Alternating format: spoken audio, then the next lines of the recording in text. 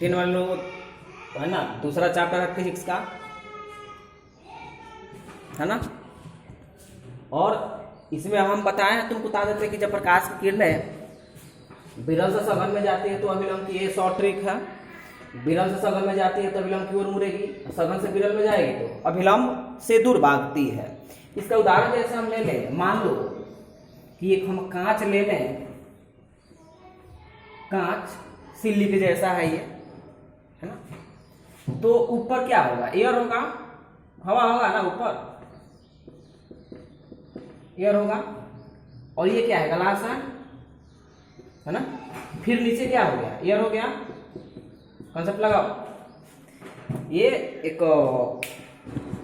Paper है, तो बता देते हैं ना, आयताकार सिल्ली के जैसा है, ये कांच है, तो ऊपर भी हवा नीचे भी हवा, बीच में ये कांच है। तो देखो हवा के लिए ये क्या हो गया, विरल हो गया, ये क्या हो गया, ये बीच में क्या हो गया, सघन हो गया। फिर ये क्या हो गया, विरल हो गया। बात समझ रहे हो ना। यहां से अगर हम लाइट डालें, यहां से हम लाइट डालें हम, तो यहां से लाइट आई, यहां नॉर्मल डाल दो। चलो ये कौन सा माध्यम है, विरल माध्यम है। प्रकाश की किरण कहाँ जा रही है, सघन में जा रही है, विरल से सघन में जा रही है। देखो तो विरल से सघन में जा रही है तो यह कहाँ, अभिलंब की ओर मुड़ेगी। मतलब क्या, ये थोड़ा सा इधर मुड़ गई, है ना। ये मुड़कर कहाँ तक जाएगी, इसके अंतिम छोर तक जाएगी। बात समझ रहे हो ना। फिर यहाँ अभिलंब डालो, ये अभिलंब की ओर मुड़ जाएगी ऐसे।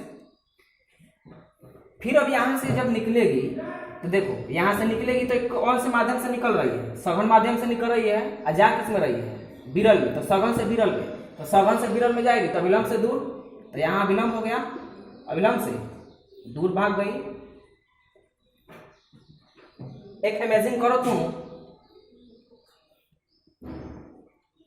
कि ये रे, देखो तो इसको हम पीछे बढ़ाते हैं, इसको, और इसको हम पीछे बढ़ाएं, है ना, इसको।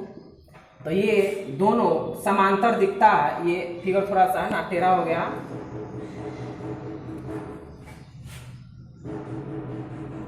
है ना। ये वाला जो है, ये वाला और ये वाला जो है क्या होगा, समांतर होगा। मतलब तुमको हम केवल ये बताना चाहते हैं कि अभिलंब से, है ना, मतलब किस माध्यम से कैसे जाएगी, तो ये कैसे मुड़ेगी, है ना। इसको ऐसे भी समझ सकते हैं, मान लो कि ये किरणें ऐसे जा रही है, मान लो इमेजिन करो कि ये पीछे से ऐसे आ रही होगी, है ना। अब मान लो कि ये यहाँ से ऐसे मुड़ गई, मान लो कि ये सीधे चल जाए, तो देखो ना, ये दोनों और ये दोनों क्या लग रहा है, समांतर लग रहा है। इसी के बीच की दूरी को हम लोग क्या बोलते हैं, पार्श्विक विस्थापन, जो कि अगला हमारा टॉपिक है। तो हमारा अगला टॉपिक रहा पार्श्विक विस्थापन, किसे कहते हैं, ये इंपॉर्टेंट है। देखो वीवीआई कर देते हैं हम, इंपॉर्टेंट कर देते हैं। पार्श्विक विस्थापन हमेशा पूछता है, तो ये परीक्षा में तुम्हारा पूछता है पार्श्विक विस्थापन क्या है, बहुत महत्वपूर्ण चीज है ना। तो पार्श्विक विस्थापन का डिफिनेशन क्या है, डिफिनेशन देखो, कह रहा है कि आपतित किरण एवं निर्गत किरण के बीच के लांबिक दूरी, बस समझ आओ ना, लांबिक दूरी को पार्श्विक विस्थापन कहते हैं। डिफिनेशन नहीं आया समझ में, क्योंकि इसका डिफिनेशन तुमको बता दे हम कि फिगर से बनता है। फिगर से क्या, हम इसके लिए हम क्या करते हैं कि एक आयताकार कांच की सिल्ली लेते हैं। ये क्या है, कांच है, ऊपर क्या होगा, एयर होगा, नीचे भी क्या होगा, एयर होगा, लेकिन बीच में तुम्हारा ये कांच है, ग्लास है ना। तो एयर के लिए ये क्या हो जाएगा, विरल माध्यम, रेयर मीडियम, और ये अंदर क्या हो जाएगा, सघन माध्यम हो जाएगा।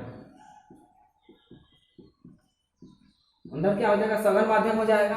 बताएं ये पीछे जिन लोगों को ये सब नहीं आ रहा है, सघन माध्यम विरल माध्यम क्या बताया है ना, पार्ट 2 इसका वीडियो देखें। अब हम तुमसे पूछे, यहां से एक रे को हम भेजते हैं, आपतित किरण, एक किरण आपतित होती है ना। तो सबसे पहले यहाँ परपेंडिकुलर डालो, है ना, लंबवत डालो यहाँ। अब हम तुमसे पूछे, देखो रे कहाँ से आ रही है, एयर से जा रही है, किसमें, कांच में। तो एयर के लिए विरल माध्यम हो गया और कांच के लिए सघन माध्यम हो गया। तो देखो किरणें कहाँ से जा रही है? विरल से सघन में जा रही है, विरल से सघन में जा रही है। तो विरल से सघन में जाती है तो ये क्या हो जाती है? अभिलंब की ओर मुड़ जाती है ना? ये क्या होती है? अभिलंब की ओर मुड़ जाती है। थोड़ा सा दिमाग लगा, फिगर अच्छा से होना चाहिए।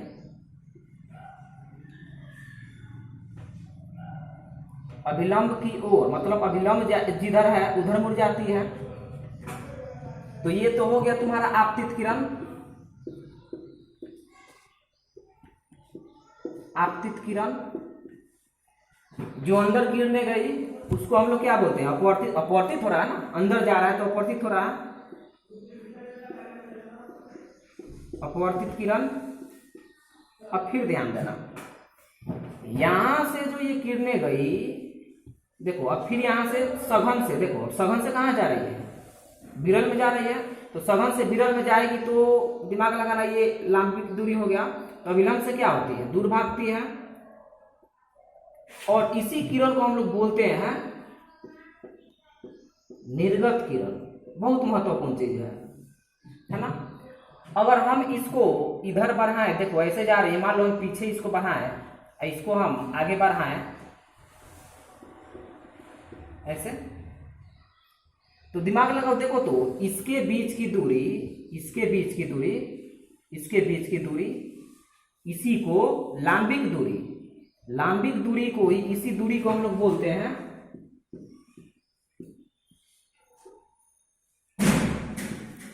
पार्श्विक विस्थापन। अब क्लियर हुआ होगा तुमको। देखो आपतित किरण हो गया, ये निर्गत किरण ये हो गया। बीच की लांबिक दूरी मतलब क्या? ये परपेंडिकुलर डिस्टेंस होना चाहिए। डिस्प्लेसमेंट इसका पार्श्विक विस्थापन नाम क्यों पड़ा? क्योंकि लंब दूरी को ही हम लोग क्या बोलते हैं? विस्थापन बोलते हैं, है ना, डिस्प्लेसमेंट बोलते हैं। तो यहाँ आपतित किरण निर्गत किरण के बीच के लांबिक दूरी को क्या बोलते हैं? पार्श्विक विस्थापन बोलते हैं। ये निर्गत किरण हो गई, ये जो किरणें आई वो आपतित किरण हो गई, जो ग्लास में आपको इंटर किए वो अपवर्तित किरण हो गई, और जो बाहर निकली वो क्या हो गई? निर्गत किरण हो गई। आपतित किरण और निर्गत किरण के बीच की लांबिक दूरी को क्या बोलते हैं? पार्श्विक विस्थापन। तो ये तुम्हारा हुआ। अगर ये फिगर तुमको नहीं बुझा रहा तो साफ साफ फिगर बना सकते हो एग्जाम के लिए, लेकिन यही मेन चीज है। साफ फिगर कैसे बनाओगे देख लो। डायरेक्ट अगर परपेंडिकुलर तुम नहीं डालते हो, मान लो कि ये हो गया, स्टॉप किए हो, इसको हम ऐसे भी समझ सकते हैं, रे ऐसे गई है ना, ऐसे मुड़ गई है ना, फिर यहां से ऐसे गई, बस समझ रहा ना, यहां से ये पीछे दिखा दो, यहां से ये आगे दिखा दो, इसी के बीच की दूरी को क्या बोलते हैं?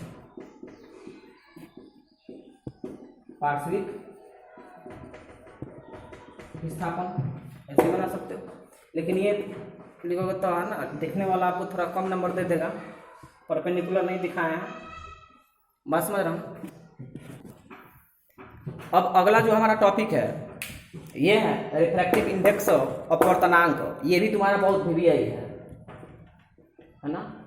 नोट्स बनाओ, फेयर बनाओ, फिजिक्स का फेयर बनाओ, बस समझ रहा ना, क्योंकि तुम्हारा टाइम पर एग्जाम होगा, टेंशन मत लो।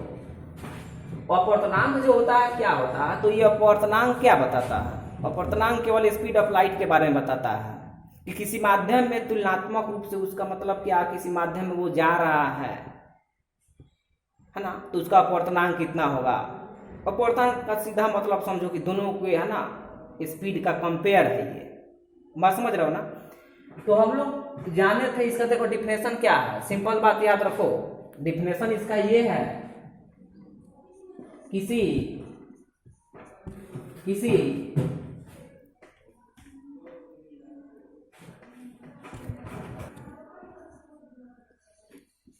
वायु या निर्वात में प्रकाश की चाल एवं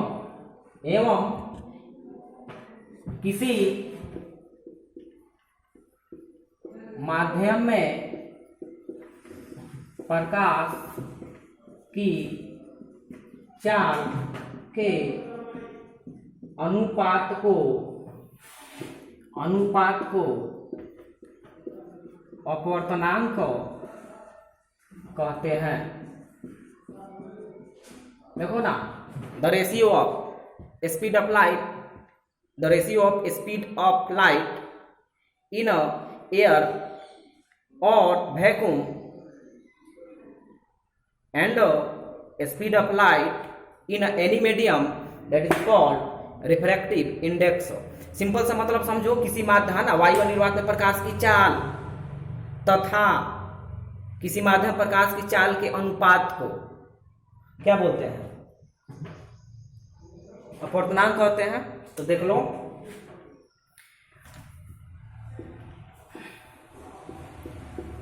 अपवर्तनांक का फॉर्मूला क्या हो जाएगा? देख लो, वायु या निर्वात में प्रकाश की चाल बटा में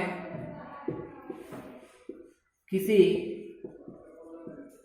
माध्यम में प्रकाश की चाल। बात समझ रहे हो ना? यहाँ अपवर्तनांक को हम देखो 10th में हो तो अपवर्तनांक को यहाँ हम n से दिखाएंगे, क्योंकि किताब भी दिखाया है। जब 12 बचा हो तो इसी को म्यू से दिखाना शुरू कर देंगे हम लोग, है ना। तो यहाँ अपवर्तनांक को हम लोग n से सूचित करते हैं। n बराबर, देखो वायु में प्रकाश की चाल को हम मान लेते हैं c, और बटा में किसी माध्यम में प्रकाश की चाल, किसी माध्यम में प्रकाश की चाल, तो प्रकाश की चाल को तो हम c मानेंगे ही, लेकिन किसी माध्यम का बात हुआ, माध्यम का मतलब m।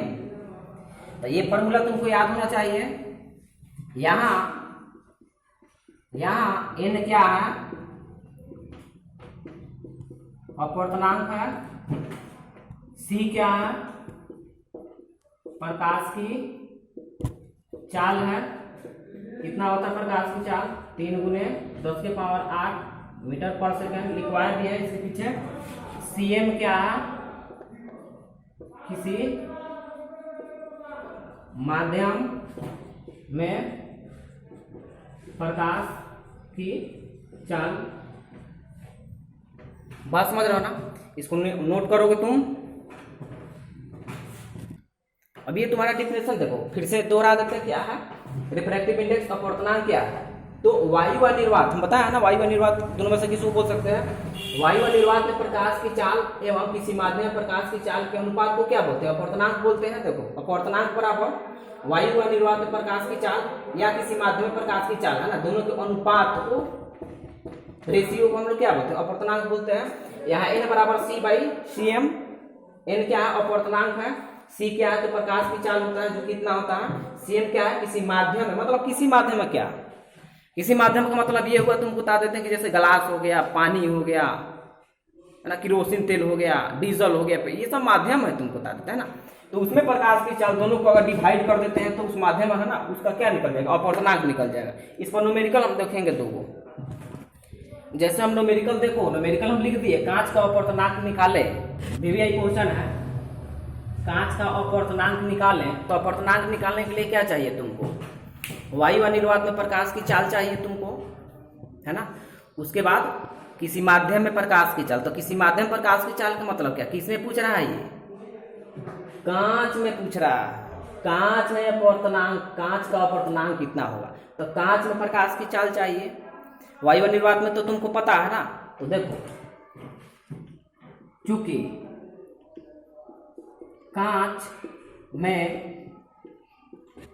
प्रकाश की चाल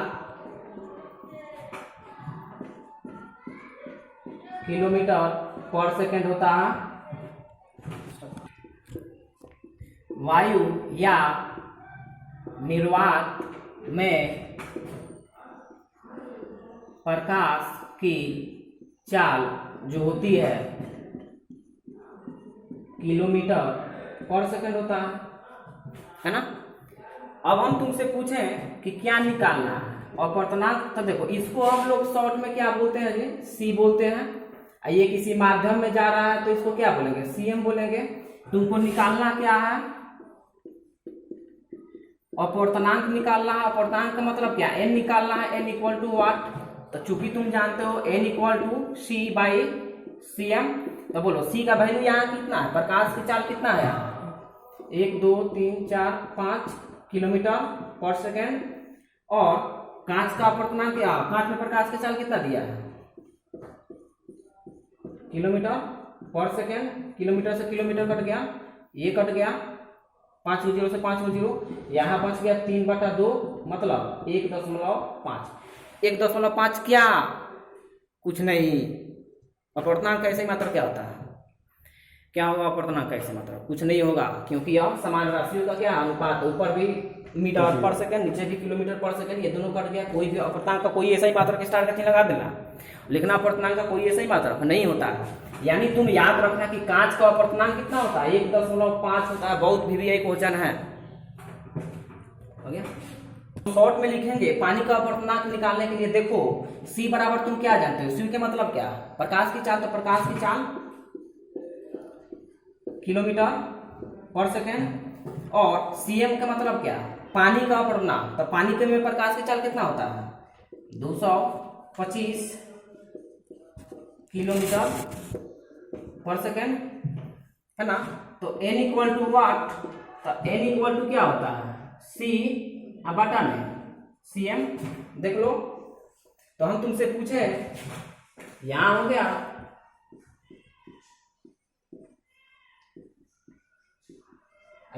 तुम्हारा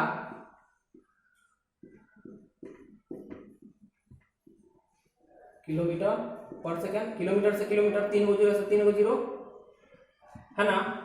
तो आ जाएगा 4/3, है ना, डिवाइड कर दो इसमें, तो डिवाइड करोगे तो कटाओगे तो 1.33 आ जाएगा आंसर, है ना। तो ये सब निकालने का तरीका एक हम तुमको होमवर्क दे देते हैं, होमवर्क लिखो